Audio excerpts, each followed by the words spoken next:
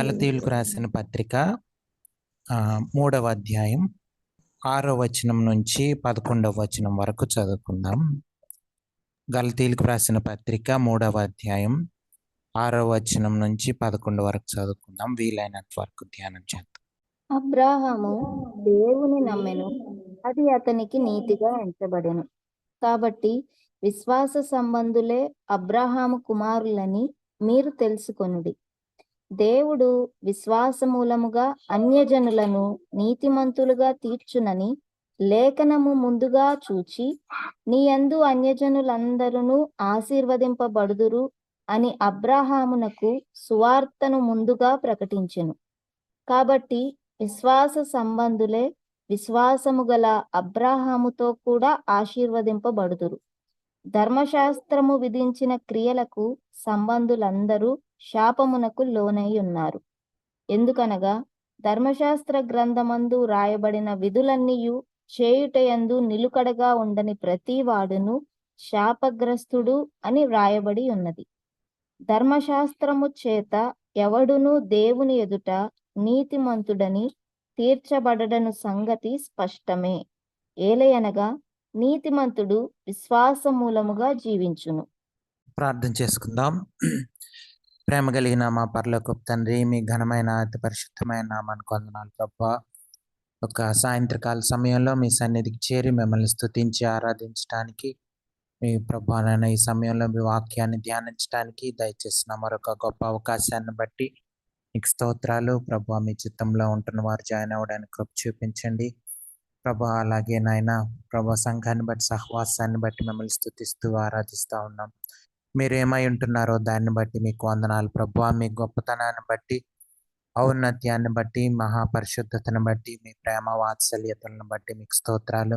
విశ్వాస్యతను బట్టి మీకు వందనాలు, స్తోత్రాలు తెలియజేస్తా ఉన్నాం ప్రభువా. ఈ సమయంలో ప్రభువా మాతో మాట్లాడమని, విని గ్రహించి లోబడ్డానికి సహాయం దయచేయమని ప్రాధాయపడతా ఉన్నాం ప్రభువా. నాయన లోబడ్డానికి కృప చూపించండి ప్రభు. అంధకార శక్తిని లయపరచండి ప్రభువా. నాయన ప్రతి ఒక్కరిని బట్టి మరొకసారి మిమ్మల్ని స్తుతిస్తూ ఘనత మహిమ ప్రభావాలు మీకే ఆరోపిస్తూ మీరే మాట్లాడమని యేసు ప్రభు వారి అతి పరిశుద్ధమైన నామంలో ప్రార్థన అడిగి వేడుకొంచున్నాం తండ్రి. Amen, amen. స్కాట్లాండ్కి చెందిన ఒక విశ్వాసి, ఒక ఆయన బిలీవరు, ఆయన రోజు ప్రార్థన చేసుకునేవాడు. ఏమేం ప్రార్థన చేయాలని ఒక లిస్ట్ రాసుకున్నాడు ఆయన. ఆ లిస్ట్ రాసుకున్నప్పుడు అయితే ఆయన రోజు ప్రార్థన చేస్తున్న తర్వాత కొన్ని రోజుల తర్వాత ఆయనకి తలనొప్పి ఉంది. ఒక మైగ్రేన్ అంటారు కదా, ఒక రకమైన తలనొప్పి. అది విపరీతమైన హెడేక్ వస్తుంది అనమాట. సో ఆ మైగ్రేన్ ఉంది. ఆ మైగ్రేన్ కోసం నేను ప్రార్థన చేయట్లేదని ఆయనకి గుర్తొచ్చి అయ్యో నేను ఎందుకు మర్చిపోయాను, ప్రార్థన అవసరతల్లో నేను ఈ యొక్క అవసరతను ఉంచలేదని అనుకొని ఆ యొక్క ఈ రోజు నుంచి ప్రార్థన చేద్దాము అనుకొని ఆ ప్రార్థన చేసుకునే సమయంలో దీన్ని కూడా ఇంక్లూడ్ చేశాడు. అయితే ఆయనకు ఒక డౌట్ వచ్చింది. ఇంతవరకు అంటే నేను ప్రార్థన చేయలేదు అని ఎలాగా అంటే ఒక రకమైన ఇది వచ్చింది అనమాట. అంటే గిల్ట్ ఫీలింగ్ వచ్చింది. సో వచ్చినప్పుడు అతను సరే అని ఆ రోజు నుంచి ప్రార్థన చేస్తూ ఉన్నాడు. ఆయన తగ్గుద్దో లేదో ఏంటన్నది అతనికి ఐడియా లేదు. అంటే తగ్గుతుందా, నేను ప్రార్థన చేస్తే తగ్గదా అన్నది. అయితే అప్పుడు అంటే దేవుని మీద నమ్మకం ఉంచాలన్నది ఆయనకు అర్థమైంది. ఒక ఆలోచన వచ్చింది. సరే, ఒకవేళ అంటే దేవుని మీద నమ్మకం ఉంచి నిజంగా విశ్వాసంతో ప్రార్థన చేయాలంటే అసలు ముఖ్యంగా ఈ ప్రార్థన, నేను చేస్తున్న ప్రార్థనని చాలా నేను సీరియస్గా తీసుకొని ఊరకనే ఏదో చేయకుండా పట్టుదలతో దేవుడు తీసివేస్తాడని నేను దేవుని మీద నమ్మకం పెట్టుకొని ప్రార్థన చేస్తే తగ్గుతుందేమో అనుకుంటాడు. అయితే ఆయన రోజు బైబిల్ కూడా చదువుకునేటప్పుడు ఇటువంటి ఆలోచనలో ఉంటున్నప్పుడు దేవుడు మాట్లాడాడు. నువ్వు అడుగు దేవుడు నీకు ఇస్తాడని చెప్పి నా వాక్యం అతనికి గుర్తొచ్చింది. అడుగుడి మీకు ఇవ్వబడును అన్నది గుర్తొచ్చింది. అది చదివాడు. ఆ వాక్యం వచ్చింది అతని రోజు చదువుకునే వాక్య భాగంలో అది కనిపించింది.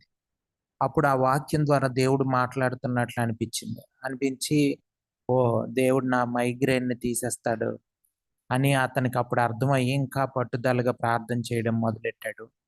అలాగా అతను ఒక 3 నెలలు ప్రార్థన చేయగానే ఆ మైగ్రేన్ అన్నది తగ్గిపోయింది.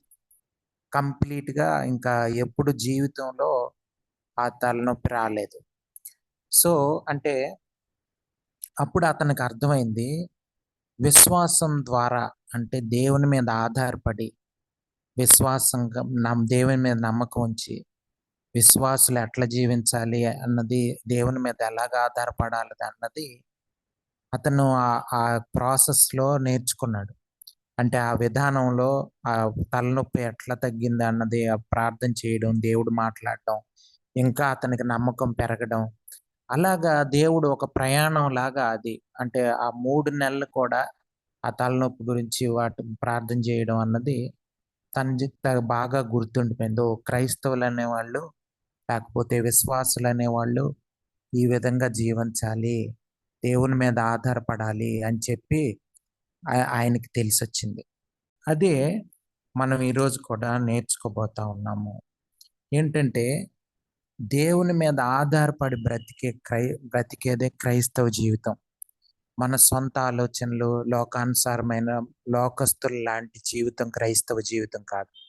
లోకస్తులు ఎలా జీవిస్తారు అన్నది మనకి ఐడియా ఉంటది. కానీ క్రైస్తవ జీవితం ఈ లోకానికి వేరేగా ఉంది. లోకానికి అతీతంగా ఉంది క్రైస్తవ జీవితం. యేసు ప్రభువారిని మనం నమ్ముకుంటాం అంటే కారణం ఏంటంటే, లోకం నుంచి విడిపించబడాలన్నది మనకి ఆ గ్రహింపుకొచ్చిన తర్వాత మనం యేసు ప్రభువారిని నమ్ముకున్నాం. ఆ తర్వాత పాపం నుంచి విడిపించబడాలన్నది, ఇవన్నీ అపవాది నుంచి వీటి నుంచి విడిపించబడాలన్నది, ధర్మశాస్త్రం నుంచి విడిపించబడాలన్నది మనం అర్థం చేసుకోవాలి. ఆ అవగాహన వస్తే అప్పుడు రక్షకుని యొక్క అవసరత, దేవుని యేసుప్రభు వారి యొక్క అవసరత, పరిశుద్ధాత్మ దేవుని యొక్క అవసరత, క్రైస్తవ్యం యొక్క అవసరత తెలుస్తుంది మనకి. లేకపోతే క్రైస్తవ్యం యొక్క అవసరత తెలీదు. ఊరకనే అందరు చర్చికి వెళ్తున్నారు, అందరూ బైబిల్ చదువుకోమని చెప్తున్నారు, మనం కూడా బైబిల్ చదువుకుందాము, అందరూ ప్రార్థన చేసుకుంటే బాగుంటుందని చెప్తున్నారు, మనం కూడా ప్రార్థన చేసుకుందాం అనుకునేది కాదు క్రైస్తవ జీవితం. అంటే పట్టుదల కలిగి లోకం నుంచి, శరీరం నుంచి, పాపం నుంచి, వీటన్నిటి నుంచి, లోకం నుంచి విడిపించబడాలన్నది అన్నది మనకు ఉండాలి. దాని నుంచి మనల్ని దేవుడు విడిపిస్తాడని, యేసు ప్రభు వారు విడిపిస్తాడని నమ్మి మనం క్రైస్తవ్యంలోకి వచ్చి ఉండాలి. ఒకవేళ అటువంటి అవగాహన లేకుండానే మనం వచ్చుంటే ఈ సాయంత్రం సమయంలో మనం నేర్చుకోవాలా.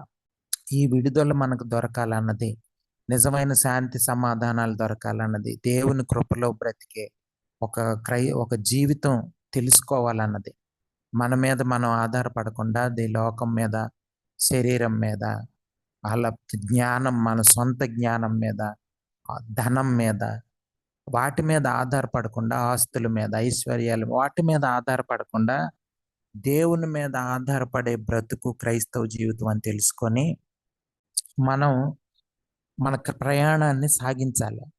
లేకపోతే క్రైస్తవ జీవితం అర్థం కాదు. అందరిలాగే మీరు ఎందుకు చర్చికి వెళ్తున్నారు? మేము క్రిస్టియన్స్ అండి, మా ఫాదర్, మా తండ్రి, మా తల్లి, మా తాతగారు వీళ్ళంతా చర్చికి వెళ్తాం మేము, అందుకనే నేను వెళ్తున్నాను, మా దేవుడు యేసు ప్రభు వారు అని చెప్పేది క్రైస్తవ జీవితం కాదు. కానీ సంపూర్ణంగా లోకం నుంచి విడుదల పొంది, ఎవరికి వాళ్ళే రక్షణ పొంది, ఎవరికి వాళ్ళే నిర్ణయాలు తీసుకునేది మనం కూడా మన పిల్లలకి నేర్పించాలి. ఏమని నేర్పించాలి అంటే, మనం మీకు మీరే నిర్ణయం తీసుకోవాలి. క్రైస్తవ జీవితం అనేది క్రైస్తవ కుటుంబంలో పుట్టినంత మాత్రాన, రెగ్యులర్గా చిన్నప్పటి నుంచి సండే స్కూల్కి, చర్చికి వెళ్ళినంత మాత్రాన క్రైస్తవులం అయిపోం. మనకి సర్టిఫికేట్లో క్రిస్టియన్ అని ఉండొచ్చు, లేకపోతే రకరకాలు అయి ఉండొచ్చు. కానీ నిజమైన క్రైస్తవ జీవితం దొరకాలంటే మనకు మనమే సొంతంగా నిర్ణయం తీసుకోవాలి. ఏమని? వీటన్నిటిని పాపం మీద అసహ్యం, లోకం మీద అసహ్యం కలిగినప్పుడు దేవుని వైపు తిరిగే అనుభవం మనకు ఉండాలి. దే ఇటువంటి జీవితం నాకొద్దు. లోకస్తులు జీవించే జీవితం నాకొద్దు. దేవునితో సంబంధం కలిగి ఒక ప్రత్యేకమైన జీవితం, పరిశుద్ధమైన జీవితం వైపు యేసు ప్రభువారు నడిపిస్తాడు. ఆ జీవితం నాకు కావాలన్న నిర్ణయం తీసుకోవాలి. చూడండి, నేను చదువుతున్నాను 6వ వచనం. అంటే మనకు గడిచిన వారం నుంచి చాలా తీవ్రమైన పదాలు వాడి మరీ చెప్తున్నాడు. తప్పుడు బోధల వైపు, వాటి వైపు జారిపోకుండా, లోకంలో కలిసిపోకుండా, ఆచారాలు వ్యవహారాల్లో కలిసిపోకుండా, ఒక అంటే అవివేకుల్లాగా ఉండకుండా ఉండమని చెప్తున్నాడు. గలతీయులు అలా లేరు. గలతీయులు ముందు బాగానే ఉన్నారు. ఇలాగే నిర్ణయం తీసుకున్నారు. ఎలా నిర్ణయం తీసుకున్నారు? లోకం నుంచి, పాపం నుంచి, శరీరం నుంచి, వీటన్నిటి నుంచి విడిపించడానికి యేసుప్రభు వారు వచ్చారు అని తెలుసుకున్నారు, నమ్ముకున్నారు. వాళ్ళు కూడా బాప్తిస్మం తీసుకున్నారు, దేవునిలో ఎదుగుతున్నారు. ఆ టైంలో మళ్ళీ లోకం వైపు వెళ్ళిపోతున్నారు. తప్పుడు బోధకులు వచ్చి ఈ ఆచారాలు చేయండి, సున్నతి పొందండి, ఊరకనే యేసు ప్రభు వారిని నమ్ముకుంటే అయిపోదు అని తప్పుడు బోధలు చెప్తే వాళ్ళకి అవి నచ్చాయి. అటువంటి బోధలు నచ్చాయి వాళ్ళకి. నిజమైన దేవుని మీద ఆధారపడి దేవుని కృపలో ఉండే క్రైస్తవ జీవితం కన్నా ఈ కొత్త బోధ బాగుందని చాలా మంది అటువైపు తప్పిపోతా ఉన్నారు. అది చాలా త్వరగానే జరిగిపోయింది ఈ ప్రాసెస్ అంతా. యేసు ప్రభువాన్ని నమ్ముకోవడం, దేవునిలో తెలుసుకోవడం, ఖచ్చితమైన అభిప్రాయాలు కలిగి ఉండడం, మళ్ళీ వెంటనే తప్పుడు బోధకులు వచ్చి బోధించినప్పుడు అటువైపు వెళ్ళిపోవడం జరిగిపోతుంది. అంటే అది బాగుంది, అది నచ్చిందే. అది ఆచారాలు, సున్నతి పొందడం, లేకపోతే ఇంకోటి చేయడం, ఇవన్నీ నచ్చుతున్నాయి వాళ్ళకి. అందుకనే ఫూలిష్ అవివేకులైన గలతీలారా అంటా ఉన్నాడు పౌలు భక్తుడు. గడిచిన వారం మనం అది చూసాం. అయితే ఈరోజు ఉదాహరణ చెప్తా ఉన్నాడు. 6వ వచనంలో చూస్తే దానికి ఎగ్జాంపుల్ చెప్తున్నాడు. వాళ్ళకి అర్థమయ్యే రీతిలో అక్కడ ఉన్న యూదులు ఎవరైతే యేసు ప్రభువాన్ని నమ్ముకున్నారో, ఎవరైతే మళ్ళీ పాత యోధ ఆచారాల వైపు వెళ్ళిపోతా ఉన్నారో, వాళ్ళకి అర్థమయ్యే రీతిలో చెప్తా ఉన్నాడు. చూడండి 6వ వచనం. అబ్రహాము దేవుని నమ్మెను, అది అతనికి నీతిగా ఎంచబడెను. ఇది మనం చూస్తే ఆది కాండంలో ఉన్న మాటే ఇక్కడ పౌలు భక్తుడు వాళ్ళకి గుర్తు చేస్తా ఉన్నాడు అన్నమాట. ఈ ఆది కాండంలో 15వ అధ్యాయంలో 6వ వచనంలో ఉంది. దయచేసి ఎవరైనా చదువుతారా? ఆది కాండం 15వ అధ్యాయం 6వ వచనం. అతడు యెహోవాను నమ్మెను, ఆయన అది అతనికి నీతిగా ఎంచెను. చూడండి, అబ్రహాము దేవుణ్ణి నమ్మడు కాబట్టి ఆయన్ని నీతిగా, అతనికి నీతిగా అది ఎంచబడ్డాడు. మనం చూడండి, మనం ఆ రోమీయులకు రాసిన పత్రికలో అక్కడ చదువుకుంటున్నప్పుడు అందరూ పాపాత్ములే, దేవుడు అనుగ్రహించి మహిమను పొందలేకపోతున్నారని 3వ అధ్యాయంలో మనం చదువుకున్నాం రోమీయులకు రాసిన పత్రికలో. మరి అబ్రహాము ఎట్లా నీతిమంతుడిగా ఎంచబడ్డాడు చెప్పండి? అందరూ పాపాత్ములే అని మనకు తెలుసు. ఎవ్వరు కూడా దేవుడు అనుగ్రహించి మహిమకి పాత్రులుగా లేరు. ఆ మహిమను పొందుకునే పరిస్థితుల్లో ఎవరు లేరు, పాపంలో ఉన్నారు. మరి అబ్రహాం ఎలాగ నీతిమంతుడిగా ఎంచబడ్డాడని ఉంది ఇక్కడ. దేన్ని బట్టి చెప్పండి? విశ్వాసాన్ని బట్టి, అంటే దేవుణ్ణి నమ్ముకున్న విధానాన్ని బట్టి ఆయన అయితే ఇక్కడ మనం అర్థం చేసుకోవాల్సింది ఏంటంటే, అబ్రహాం కూడా కానీ నీతిమంతుడిగా ఎంచబడ్డాడు. అంతేగాని ముందు నుంచి నీతిమంతుడిగా లేడు, లేకపోతే చేసిన పనులను బట్టి ఆయన నీతిమంతుడు అయిపోవట్లేదు. కేవలం దేవుణ్ణి నమ్మిన దాన్ని బట్టి, విశ్వసించిన దాన్ని బట్టి నీతిమంతుడిగా ఎంచబడ్డాడు. మనం కూడా యేసు ప్రభువాన్ని నమ్ముకున్న విధానాన్ని బట్టే నీతిమంతులుగా ఎంచబడతాం. అంతేగాని మనం ఏదో చేసి నీతిమంతులు అయిపోలేదు. లేదండి, నేను పాపాలన్నీ మానేసి, అబద్ధాలన్నీ మానేసి, సినిమాలు మానేసి, అన్ని మానేసి, చెడు అలవాట్లన్నీ మానేసి ఉన్నాను, నీతిమంతుడిగా బ్రతుకుతున్నాను అనుకోవచ్చు. అటువంటి ఆలోచన కరెక్ట్ కాదు. మనం కేవలం దేవుని మీద ఆధారపడి బ్రతికినప్పుడు, మన పాపపు స్వభావం సిలువకు అప్పగింపబడినప్పుడు, మన పాపపు స్వభావాన్ని చనిపోయిందని మనం నమ్మినప్పుడు, మనము దేవుని జీవితాన్ని జీవిస్తున్నప్పుడు, తండ్రి యేసుప్రభు వారిని బట్టి మనల్ని నీతిమంతులుగా ఎంచుతున్నాడు. ఇది మనం అర్థం చేసుకోవాలి. అబ్రహాం కూడా పాత నిబంధన గ్రంథంలో కూడా అదే జరిగింది. మీరు చూస్తే అంటే మనం దేవుడు యేసు మరి నూతన నిబంధనలో గ్రంథంలో పాత నిబంధన కాలంలో, నూతన నిబంధన కాలంలో ఈ 2 కాలాలకి తేడా ఉందా? దేవుడు ఏమన్నా మార్చాడా? ఆయన ప్రణాళికలు ఏమన్నా మారిపోయినాయా అనుకోవచ్చు. ఆయన ప్రణాళికలు ఏం మారలేదు. ధర్మశాస్త్రం మనకి దేవుడు ఎందుకు ఇచ్చాడు? ఇశ్రాయేలీయులకి ఎందుకు ఇచ్చాడు ధర్మశాస్త్రం అంటే, మనం పాపాత్ములమని తెలుసుకోవడానికి, రూఢిగా నమ్మడానికి.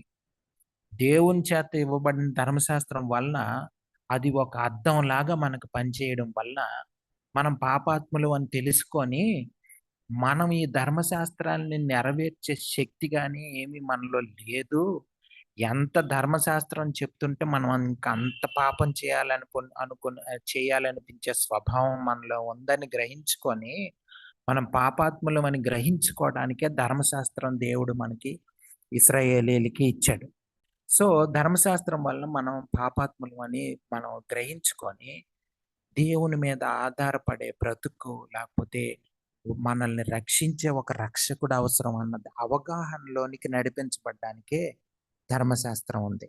అంతేగాని చెప్పి వాటిని పాటించడానికి ప్రయత్నించి, పాటిస్తున్నామని అనుకోని ప్రజల్ని, మనల్ని మనం మోసం చేసుకునే అవకాశం ఉంది. అటువంటి జ్ఞానం కూడా మనకుంది. మనల్ని మనమే మోసం చేసుకునేది.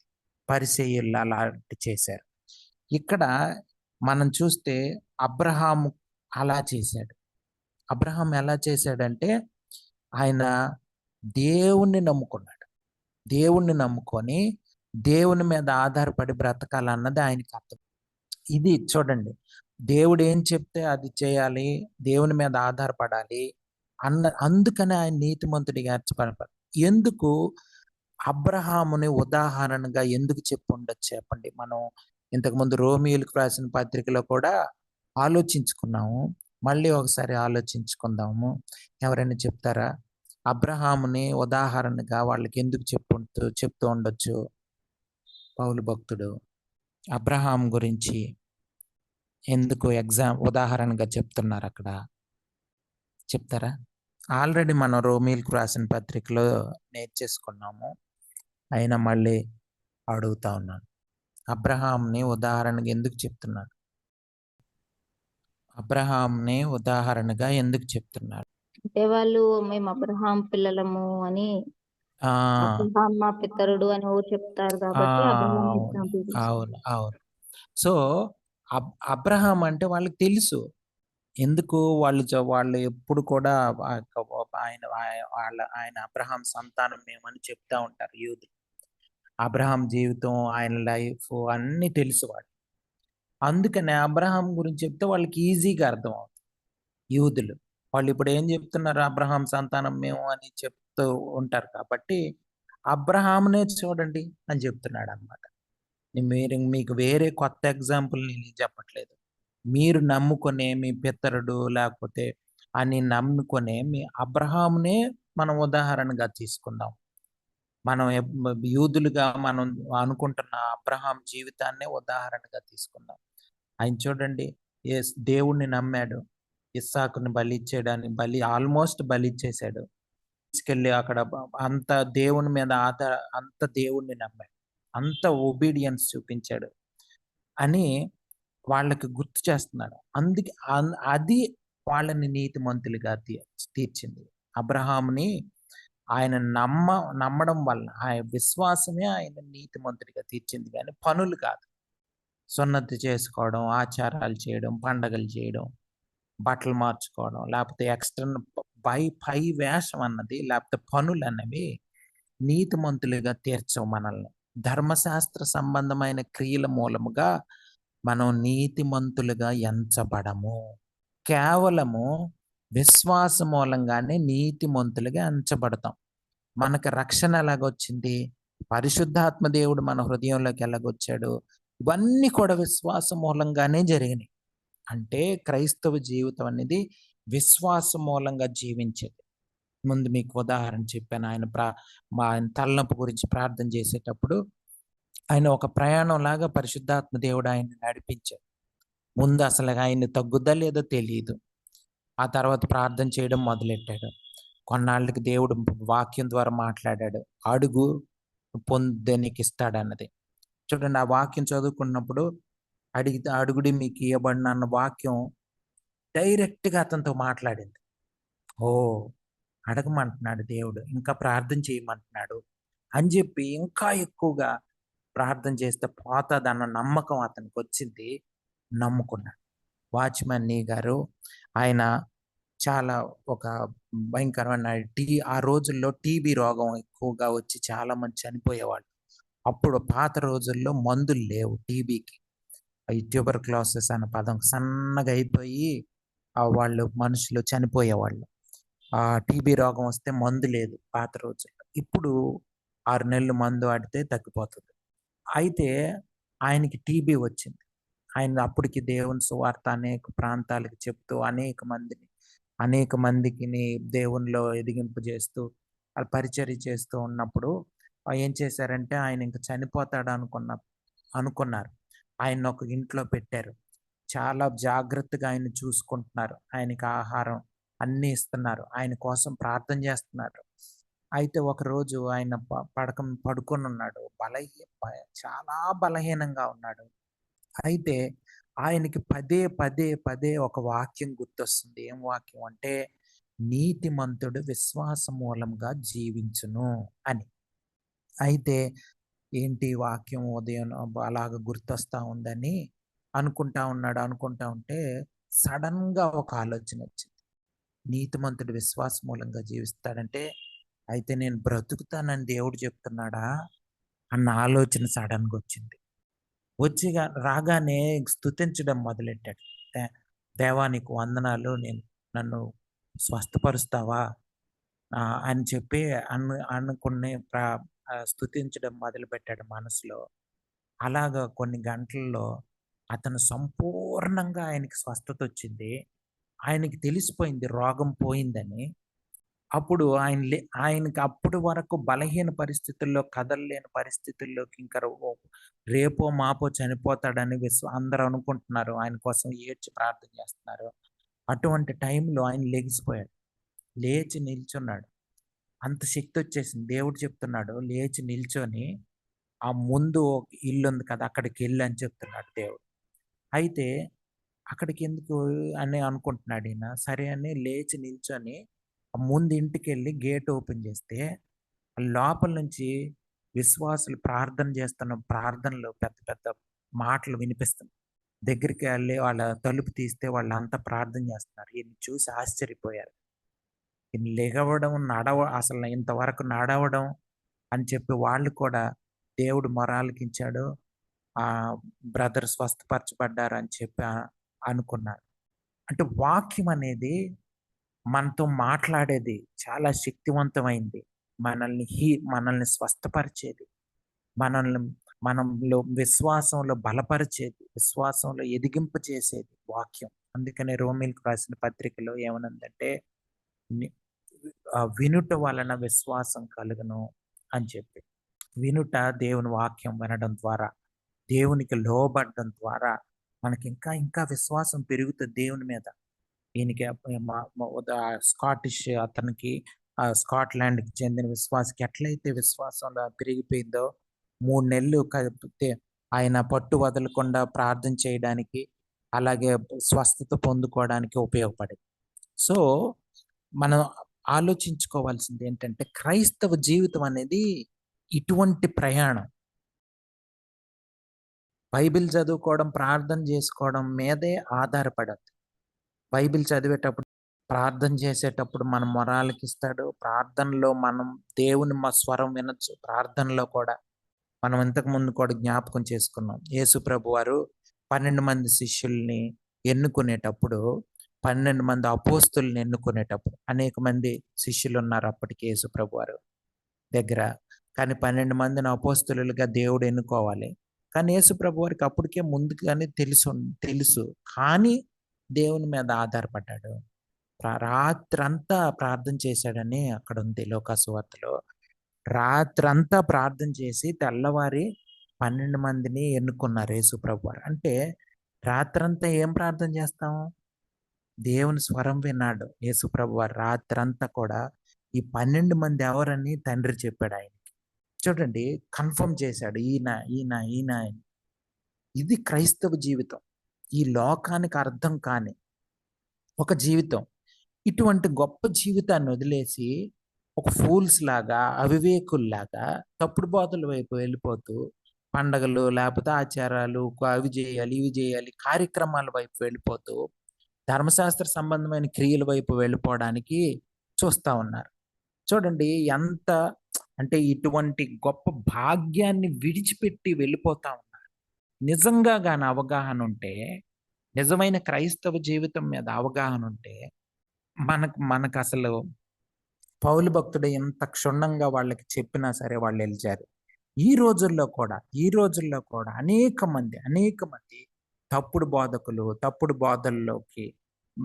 బోధల్ని అనుసరించే వాళ్ళు, తప్పుడు బోధకుల్ని అనుసరించే వాళ్ళు అనేక మంది ఉన్నారు. అనేక మంది నిజమైన క్రైస్తవ జీవితం అర్థం కాక లోకానుసారమైన జీవితంలో కొట్టుకుపోతున్న క్రైస్తవులు చాలా మంది ఉన్నారు.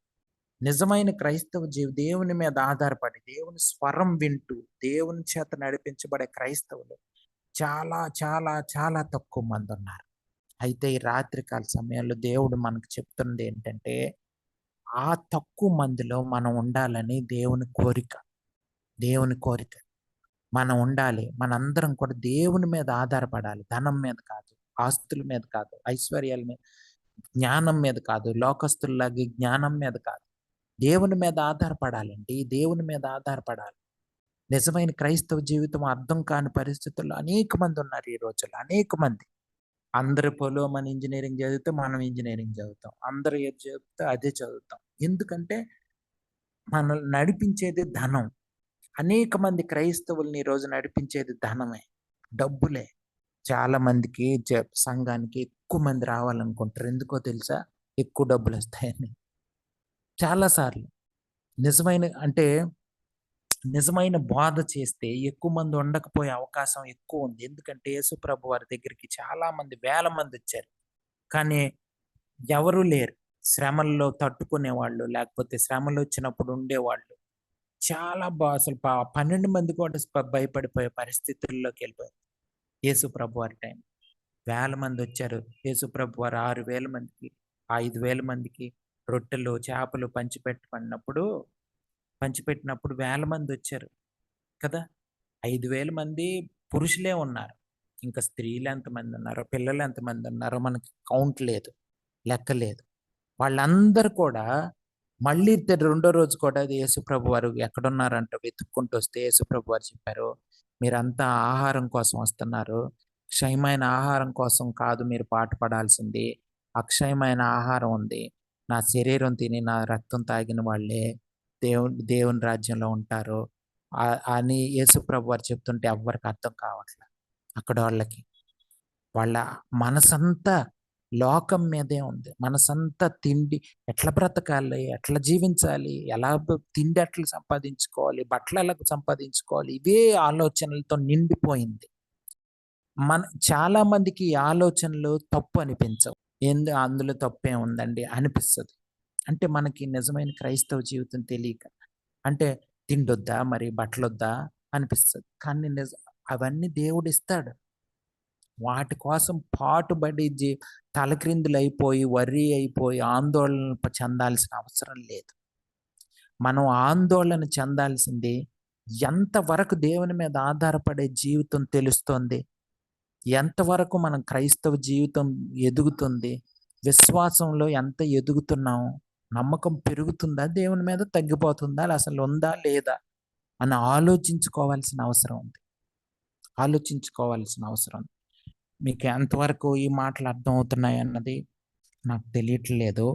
ఒకవేళ మీకేమన్నా డౌట్ వస్తే అడగండి. కాబట్టి విశ్వాస సంబంధులే అబ్రహాము కుమారులని మీరు తెలుసుకోండి. మీరు అనుకోవచ్చు అబ్రహాము కుమారులని 7వ వచనం. విశ్వాస సంబంధులే అబ్రహాము సంతానం. అంటే అబ్రహాం సంతానం అని అనుకుంటున్నోళ్ళంతా అబ్రహాం సంతానం కాదు. దేవుణ్ణి ఎవరైతే నమ్ముకుంటారో వాళ్ళే అబ్రహాం సంతానం. ఈరోజు ఈ సాయంత్రకాల సమయంలో మనలో ఎవరైతే దేవుని మీద ఆధారపడి బ్రతకాలని నిర్ణయించుకుంటున్నారో వాళ్ళందరూ అబ్రహాం సంతానం. యేసు ప్రభు వారికి చెందిన వాళ్ళు, తండ్రికి చెందిన వాళ్ళు, పరిశుద్ధాత్మ దేవునికి సంబంధించిన వాళ్ళు. నిజమైన విశ్వాసులు అంటే వాళ్ళే. అబ్రహాంకి పరిసయ్యులకి ఎంత తేడా ఉందో చూడండి. అబ్రహాము కేవలం దేవుని మీద ఆధారపడి జీవించే జీవితం చూపిస్తున్నాడు. కానీ పరిసయ్యులు ధర్మశాస్త్ర సంబంధమైన క్రియలు చేయడం ద్వారా నీతిమంతులుగా తీర్చబడాలని, దేవుణ్ణి సంతోషపరచాలని ఆలోచించుకుంటున్నారు. అది అసాధ్యం. మనం ఎన్ని కార్యక్రమాలు చేసినా, ఎన్ని ఉపవాస ప్రార్థనలు చేసినా, ఎన్ని 10వ వంతులు ఇచ్చినా, సున్నతి చేసుకున్నా, పండగలు చేసినా, ఏం చేసినా సరే దేవుడు మనల్ని నీతిమంతుడిగా ఎంచడు. ఎలాగ మనల్ని నీతిమంతుడిగా దేవుడు ఎంచుతాడంటే దేవుని మీద ఆధారపడాలి. దేవుడు ఏం చెప్తే చేయాలి. మనకు తెలీదు. ఇప్పుడు చూడండి, నేను మీకు మళ్ళీ ఆ ఎగ్జాంపుల్ చెప్తున్నాను. ఆయనకి తెలీదు రోగం పోతుందా లేదా, తలనొప్పి పోతుందా లేదా, అసలు ప్రార్థన చేయొచ్చా లేదా కూడా తెలీదు. కానీ ప్రార్థన చేద్దాం అన్న ఆలోచన వచ్చినప్పుడు ప్రార్థన చేయడం ప్రారంభించాడు. అయ్యో ఇంతకాలం లేట్ చేశాను, నన్ను క్షమించు దేవా అన్నాడు. అయినా సరే ఒకవేళ ప్రార్థన చేయాలో ఆ ప్రార్థన అవసరత కరెక్టో కాదో తెలీదు. అలా ప్రారంభించిన ప్రార్థన దేవుడు వాక్యం ఆ ఆలోచన ఉన్నప్పుడు దేవుడు సమాధానం ఇచ్చాడు. వాక్యం వెంటనే కొన్ని రోజుల తర్వాత దేవుడు మాట్లాడాడు. అడుగుడి మీకు ఇవ్వబడును అన్నది ఆ వాక్యం ఆయనతో మాట్లాడింది. ఓ అడగమంటున్నాడు దేవుడు, అయితే ప్రార్థన చేయొచ్చు అన్నమాట నా తలనొప్పి కోసం అని అనుకొని ఇంకా ఎక్కువగా విశ్వాసం ఉంచుతూ ప్రార్థన చేయడం మొదలెట్టాడు. 3 నెలలకి పట్టు వదలకుండా ప్రార్థన చేసినప్పుడు. సో ఇది క్రైస్తవ జీవితం అండి. ఇది క్రైస్తవ జీవితం. మీరు అర్థం చేసుకొని మన జీవితాలు మార్చుకుంటే చాలా గొప్పగా ఉంటాయి. చాలా గొప్పగా ఉంటాయి. మనకి ఈ లోకంలో చాలామంది మనం గొప్పవాళ్ళు అనుకుంటాం. కానీ దేవుని దృష్టికి వాళ్ళు గొప్పవాళ్ళు కాదు. కాదు. ఈ లోకంలో చాలా గొప్పవాళ్ళే. ఈ లోకంలో ఎవరు గొప్పవాళ్ళు? ధనవంతులు, జ్ఞానవంతులు, అందంగా ఉండేవాళ్ళు. ఇటువంటి వాళ్ళని మన గొప్పవాళ్ళని లోకం కీర్తిస్తది. కానీ దేవుని రాజ్యంలో ఎవరైతే వినయంతో, విధేయతతో, హంబుల్‌గా వాళ్ళని వాళ్ళు తగ్గించుకొని దేవుని నామం కనపరచబడాలన్న జీవితం జీవిస్తారో వాళ్ళని దేవుడు రేపొద్దున హెచ్చిస్తాడు. దేవుని చేత హెచ్చింపబడే జీవితం ఎవరిని వాళ్ళే హెచ్చించుకునే జీవితం లోకానుసారమైన జీవితం.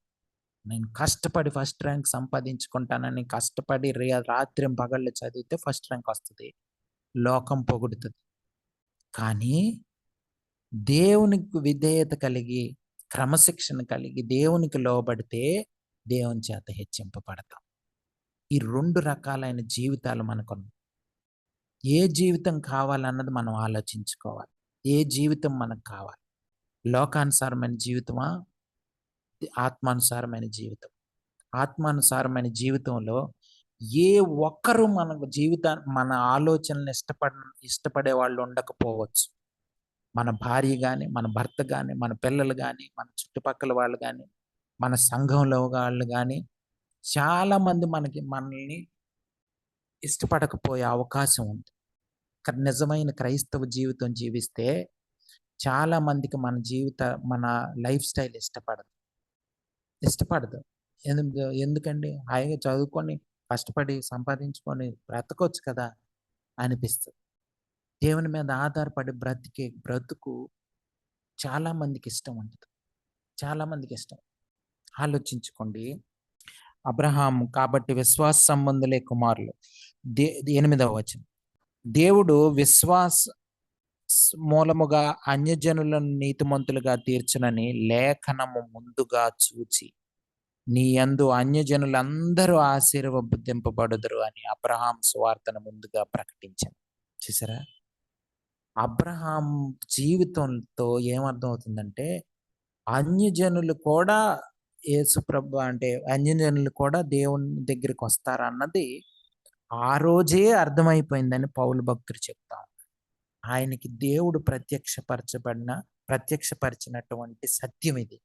యూదులకు చెప్పడానికి, యూదులకు అర్థమయ్యేలాగా చెప్పడానికి దేవుడు, పరిశుద్ధాత్మ దేవుడు ఈ మాటలను ఇవన్నీ ప్రత్యక్షపరిచాడు పౌలు భక్తుడికి. ఏంటి, యూదులు ఏమనుకుంటారు, ధర్మశాస్త్రాన్ని పాటించి దానికి లోబడి అవన్నీ పాటిస్తే 10వ వంతు ఇచ్చి ఉపవాస ప్రార్థనలు చేసి అవి చేసి ఇవి చేస్తే అయిపోతుంది, నీతిమంతులుగా తీర్చబడవచ్చు మనం అని అనుకునేవాం. కానీ అబ్రహాం టైంలో మరి ఆయనట్లా చూడండి, అప్పుడే ధర్మశాస్త్రం లేదు, కానీ ఆయన విశ్వాసులకు తండ్రి. అంటే అర్థం ఏంటి, ధర్మశాస్త్రం వల్ల సొల్యూషన్ మనకి ఏమి, మనం నీతిమంతులుగా తీర్చబడే అవకాశం లేదు. దేవుణ్ణి నమ్ముకోవడం వల్లనే సాధ్యం అని యేసు ప్రభు వారి యొక్క ఆ ప్రణాళికని అబ్రహాం ద్వారా తండ్రి ఎప్పుడో చెప్పేశాడని చెప్తారు.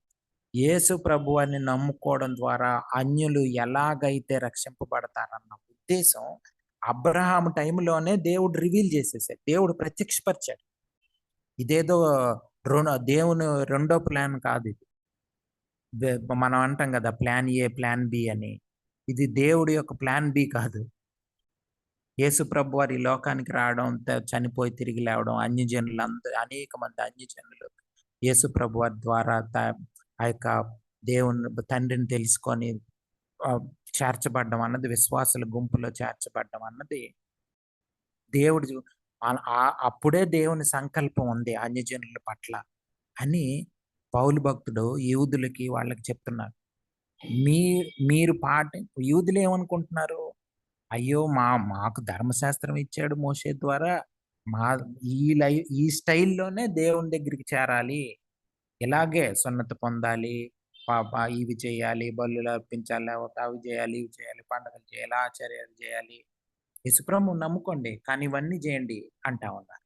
ఈ రోజుల్లో కూడా మనం చూస్తే చాలా మంది క్రైస్తవులు దేవుని మీద ఆధారపడకుండా మన తల్లిదండ్రులు ఎలా చేస్తే అలాగా చర్చిలో మేము ఇంతేనండి, మేము బ్యాప్టిస్ట్ ఇంతేనండి, మేము లోథరన్ ఇంతేనండి, సిఎస్ఐలు ఇంతేనండి, లేకపోతే మా డినామినేషన్లో ఇంతేనండి, మేము ఇంతేనండి అనేవాళ్ళే. కానీ దేవుణ్ణి అడిగి దేవా ఏంటి అని అడిగేవాళ్ళు లేరు, దేవుని మీద ఆధారపడే వాళ్ళు లేరు, దేవుని స్వరం వినడానికి స్వరం విని అర్థం చేసుకొని దేవునితో సంబంధం పెట్టుకునే వాళ్ళు లేరు. చాలా మంది దేవునికి సంబంధం లేకుండా జీవిస్తూ క్రైస్తవులు అని చెప్పుకునే వాళ్ళు అనేక మంది ఉన్నారు. దేవునికి వాళ్ళకి ఏం సంబంధం ఉండదు. అందుకనే మత్తయి సువార్తలో మనం చూసినప్పుడు వాళ్ళు యేసుప్రభు వారి దగ్గరికి రెండో రాకడలో వచ్చినప్పుడు మీరెవరో నాకు తెలియదని అంటాడు యేసుప్రభు వారు. ఎందుకంటాడంటే మీరెవరో నాకు తెలియదని, రిలేషన్షిప్ లేదు వాళ్ళకి. సడన్గా వచ్చి దేవా నేను నీకు తెలియదంటే నువ్వెవరు, ఎప్పుడైనా నాతో మాట్లాడావా, ఎప్పుడైనా నా స్వరం వినడానికి ప్రయత్నించావా, నేను ఎప్పుడు మాట్లాడలేదు నీతోనే, నువ్వు నాతో మాట్లాడలేదు, ఇంకెక్కడ సంబంధం, మీరెవరో నాకు తెలియనే తెలీదు. యేసుప్రభు వారు చెప్తున్నారు, ఎప్పుడైనా ఆధారపడ్డామా, ఏ నిర్ణయం తీసుకునేటప్పుడైనా దేవా నేను ఈ ఉద్యోగం చేయాలా, లేకపోతే ఈ వ్యాపారం చేయాలా, లేకపోతే ఈ చదువుకోవాలా వద్దా, ఏం చేయాలన్నది ఆధారపడ్డామా, లేదు. వాచ్మన్ గారు చాలా బాగా చదువుకునే ఆయన బాగా స్టూడియోస్గా మంచి ర్యాంకులు వచ్చి అయితే ఆయన డిగ్రీతోని ఆయన చదువు ఆపేసి దేవుని సేవకు సమర్పించుకున్నాడు.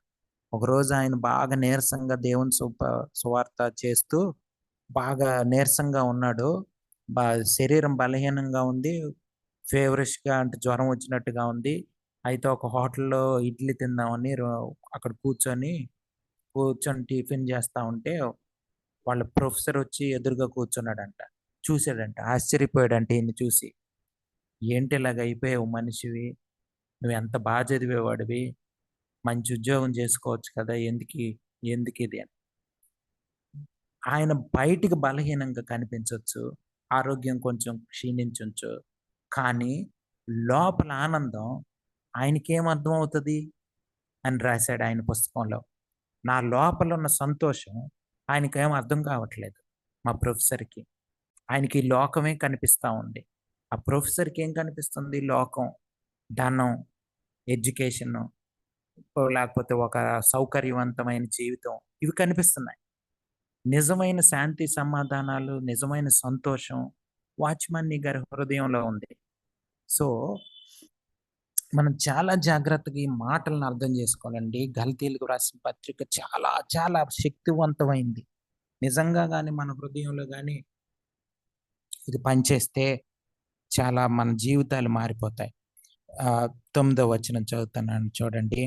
కాబట్టి విశ్వాస సంబంధులే విశ్వాసము గల అబ్రహాముతో కూడా ఆశీర్వదింపబడుదురు. అబ్రహాము లాగా మన జీవితాలు ఆశీర్వదింపబడాలంటే, అబ్రహాం లాగా, యేసుప్రభు వారి శిష్యుల్లాగా మన జీవితాలు ఉండాలంటే, అటువంటి ఆశీర్వాదాలు కావాలంటే, అటువంటి ఆశీర్వాదాలు అంటే ఈ లోకం అనుకుంటున్న ఆశీర్వాదాలు కాదు. లోకం ఏమనుకుంటది? ఒక కార్లు కొనుక్కుంటే ఆశీర్వాదం, ఇల్లులు కొనుక్కుంటే ఆశీర్వాదం అనుకునేది లోకం. మన ఆశీర్వాదాలు అవి కావు. ఆత్మ సంబంధమైనటువంటి ఆశీర్వాదాలు, గొప్ప అనుభూతులు, నిజమైన సంతోషం, ఈ పరిసరాలతో, ఈ యొక్క లోకంతో సంబంధం లేని ఒక గొప్ప అద్భుతమైన జీవితం క్రైస్తవ జీవితం. మీకేమన్నా సందేహాలు ఉంటే, అనుమానాలు ఉంటే అడగొచ్చు. మీరేమన్నా చెప్పాలనుకున్నా చెప్పచ్చు. ఒకసారి రోమీయులకు రాసిన పత్రిక 4వ అధ్యాయం 3వ వచనం చదువుతారు ఎవరైనా? లేఖనమేమి చెప్పుతున్నది? అబ్రహాము దేవుని నమ్మెను, అది అతనికి నీతిగా ఎంచబడెను. ఆ తర్వాత యాకోబు 2:23. కాబట్టి అబ్రహాము దేవుని నమ్మెను, అది అతనికి నీతిగా ఎంచబడెను అను లేఖనము నెరవేర్చబడెను, మరియు దేవుని స్నేహితుడని అతనికి పేరు కలిగెను. చూడండి, ఇవన్నీ కూడా మనం ఇంతకుముందు చాలాసార్లు నేర్చుకున్నాము. విశ్వాసం అంటే విశ్వాసం క్రియలు లేకుండా ఉండదు. ఒకవేళ క్రియలు లేకుండా ఉండే విశ్వాసం మనకు కనిపిస్తే దాన్ని నిజమైన విశ్వాసం కాదు, అది మృతం, అది చనిపోయినట్లు, డెడ్ ఫెయిత్ అంటారు. అది మృతము, అది విశ్వాసం కాదు. విశ్వాసం అనేది విశ్వాస సంబంధమైన క్రియలు ఆటోమేటిక్గా వస్తాయి. ఆత్మ ఫలం వస్తుంది. ఇవన్నీ కనిపిస్తాయి. ఈ క్రియలు ఈ విశ్వాస సంబంధమైన క్రియలు కనిపించినప్పుడే అది నిజమైన విశ్వాసం. సో విశ్వాసాన్ని కూడా మనం విశ్వసిస్తున్నామా లేదని మనం చూసుకోవచ్చు.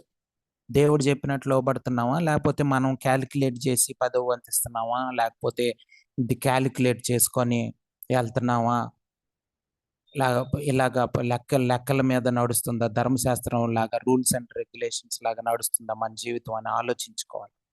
అప్పుడు దేవునితో సంబంధం ఉండదు. దేవునితో సంబంధమైంది ఎలా ఉంటుంది? దేవుడు మాట్లాడుతుంటాడు, మనం లోబడుతుంటాం. ఆయన మాట్లాడుతుంటాడు, మనం లోబడుతుంటాం.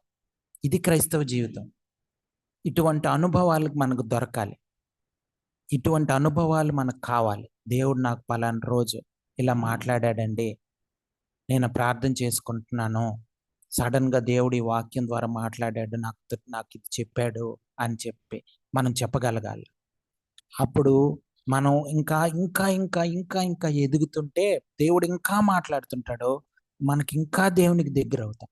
అప్పుడు మనకు దేవుడు ఈ అబ్రహాంని ఎలాగైతే స్నేహితుడని చెప్తున్నాడో, నా స్నేహితుడని, మోషేని, వీళ్ళకందరికీ దేవుడు వీళ్ళు నా స్నేహితులని ఎలా చెప్తున్నాడో, అలాగే మనల్ని కూడా నాకు తెలుసు అంటాడు. మన 2వ రాకడలో మనల్ని చూడగానే దేవుడు ఏమంటాడు?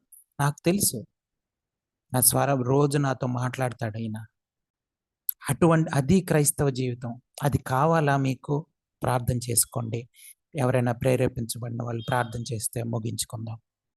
ప్రేమ నమ్మకం వల్ల ప్రియ తండ్రి, స్తోత్రాలు చేర్చుకున్న తండ్రి, కృపమయట దయమేడ స్తోత్రాడని ఘనమైన నామానికి వందనాలు, స్తోత్రాలు చేర్చుకున్నాను తండ్రి.